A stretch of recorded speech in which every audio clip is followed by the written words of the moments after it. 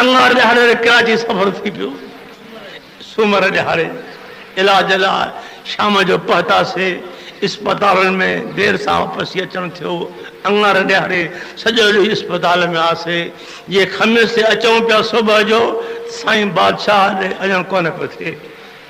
पोइ ॾिठुमि त हाणे डॉक्टर मिलंदा पिया हे मौक़ो न मिलंदो रसूल जी आर जी दावत आहे नबी जे बचे जी दावत आहे जेके माने वेंदुसि मथां खां गरम सही दुआ करे कल हो सफ़र थियो अचानक सूर गुर्दे में पइजी वियो मगरिब खां बाद डॉक्टर ॾे वियासीं अल्ट्रासाउंड थियो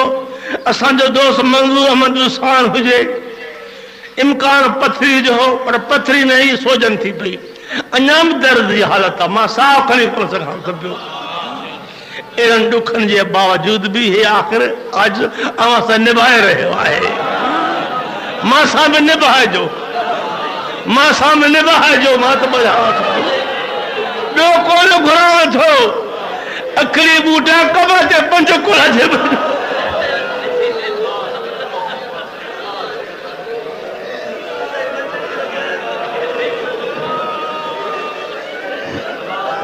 अॼु कब ते मुंहिंजे लाइ दुआ घुरिजो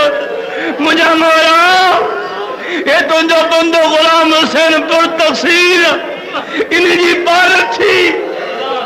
शफ़ाअत नबी जी नसीब थे अॼु मां निभायो सुभाणे तव्हां मथां निभाइजो चले रिश्तो मुंहिंजे बच्चनि जो तव्हांजे बच्चनि सां क़यामत क़ाइम हूंदो जीअं अचो था ईंदा रहो बच्चा बचड़े के पार तो कुता बदर न छड़जो ये मुंहिंजो अल्लाह बचड़ो आहे हिकिड़ो त बच्चो ख़ुदा घुराया इसामो बीमार आहे हयाती भरोसो कोन्हे को मुंहिंजे बच्चे खे न छॾिजो मुंहिंजो औलाद खे न छॾिजो उमेद आहे मुंहिंजा बच्चा हिलाली आहिनि तव्हांखे फ़ाइदो पहुचंदो नफ़ो पहुचंदो जे पंज कदम भरे ईंदो बि करम ई करम आहे